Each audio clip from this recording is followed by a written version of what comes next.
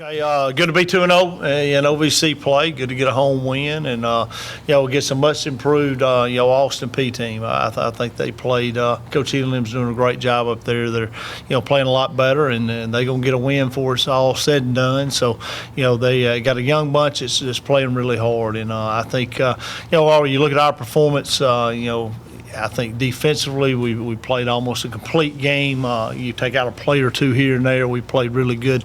I thought defensively held them under 250 yards total offense. Take out one run that we kind of blitzed ourselves out of. You probably 160 yards total offense. So and we created turnovers. And offensively not our best day. But you're gonna have days like that. I think offensive line played well. Josh ran the ball really well. So our rushing attack was pretty good, and we didn't turn the ball over, and you're going to be in some games like that, and there's nothing wrong with that. I think everybody expects us when we go out to have 600 yards of offense and score 60 and shut everybody out, and it's like I said the other day in the radio after the game, everybody else plays football too. There's other people play football in practice, and I think Coach Elam's doing a good job at Austin P. So moving on to the next one, put that behind us, and getting ready for a tough road trip and going to EKU, and third new coach in a row. Coach is doing a good job up there, and and they look really good too. So it's going to be it's a tough place to go play. So like I said, we got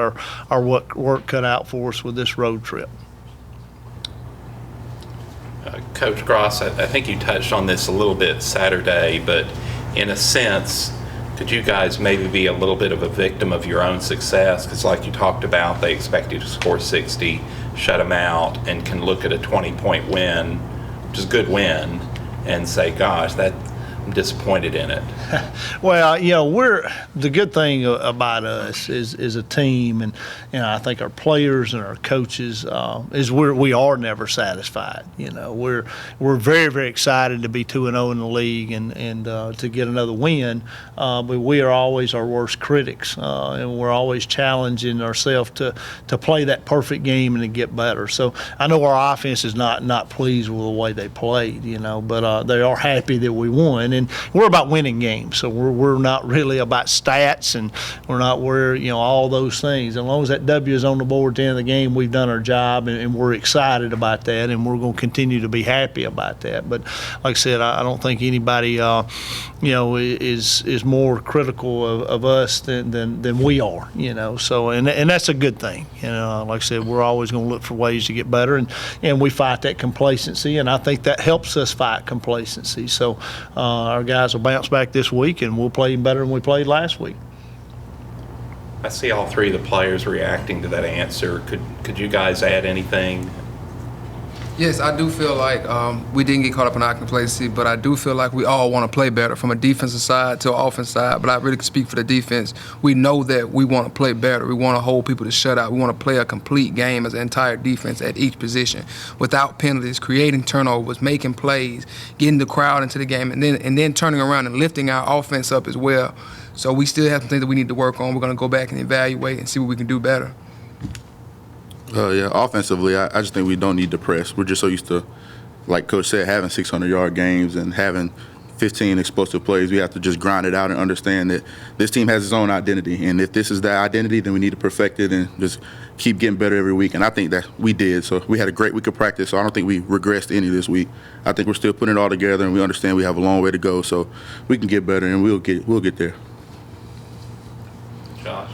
I definitely agree with Kyron. We're just going to go out here this week, take this last look at last game's film, and just keep working hard.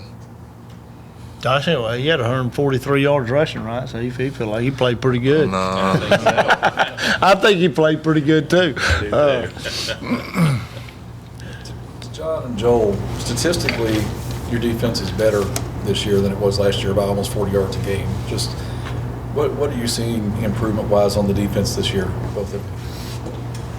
What I see personally, growth, listening, attention to detail, focus, team players, sacrifice, guys doing their job, guys who can fix other guys. Like, if I know he's going to do this, I'm going to be in his gap because he's going to jump in my gap, and I know this before the ball snap. So we really work with each other from the secondary on down. So I really feel like these guys, the bunch that we have right now, they grew together. We played through season together. We had time in the locker room to play and really to grow on each other and go through camp together and really learn each other throughout the days that we've been together. So that's what I feel. I feel a even tighter knitted family bond than I did last year, because I had just got here personally from my standpoint. But me being here a year now, really getting to know the guys and being around them, becoming a family person with them, I feel like we've grown on each other. So we understand each other way better. This is what Joel said. I think, and I said this before the season, and I thought we'd had a really good off season with spring and summer and, fall camp, but I think our depth is better than it's ever been, and especially on defense. I think we're a very deep unit, so we're playing a lot of guys. We play anywhere from, 12 to 15 guys up front D-line wise. Our D-linemen never get tired, and all those, as Joel, all those guys can play. I mean, you can't tell a difference when one guy's in as opposed to the next guy's in. So, we got we're 3 deep at those positions, and all those guys are, the bar don't drop down when another guy comes in the game. So, and the depth on the back end, we're playing a lot of guys in the secondary. So, I think it's a depth thing that's there that's, really, really good. And then I think our leadership is really good too. We were young in some spots, on defense, especially on the back end. Those guys have really grown up, and I think I attribute to guys like Joel that are tremendous leaders. And they work hard every day, and, they're communicating better and better. They're getting better every week. And, they've gotten better, so much better from the first game until now, just because of continuity and like Joel was saying, learning what the guy beside you is going to do, and the guy in front of you, and the guy behind you, and fitting your piece of the puzzle. So there's a lot of growth that's been there, and you knew that was going to happen with a young group, especially on the back end. And like I said, I think you hadn't seen the best from them yet. I think they're going to play better, even as we go deeper into the conference play and the playoffs.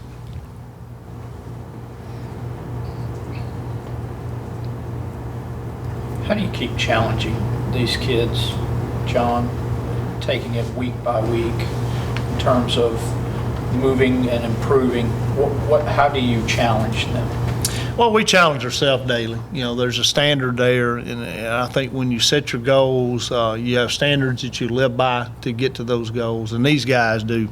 I mean, we got 3 of our best leaders on our team sitting up here with me today. I mean, and we got a lot of guys on our team that are great leaders, but these are 3 great examples of that, and they do a good job every day of holding each other to great standards and just getting better every day. So you don't see that complacency there. They keep wanting to, play better than what they did the day before and the week before, and when your ultimate goal is to win a national championship, and I think a lot of people have that goal. I don't think there's a team in the country that plays a game that don't want to win a national championship. So I think everybody out there speaks of a national championship, but how many folks really believe that? How many folks really have standards that they live by to achieve that? So our bunch, believes in that. That's where they want to be. So they have standards there that, that, like I said, our culture is, accountability to those standards, and I think it kind of takes care of itself. We're going to play at a high level because of how we operate on a daily basis, and that's a good feeling. I have a good feeling as a coach, knowing these guys are doing their job and they're holding other people to that standard, doing their job as well. So. John, could you just talk about each one of the 3 of these guys and what they're bringing to the table this year?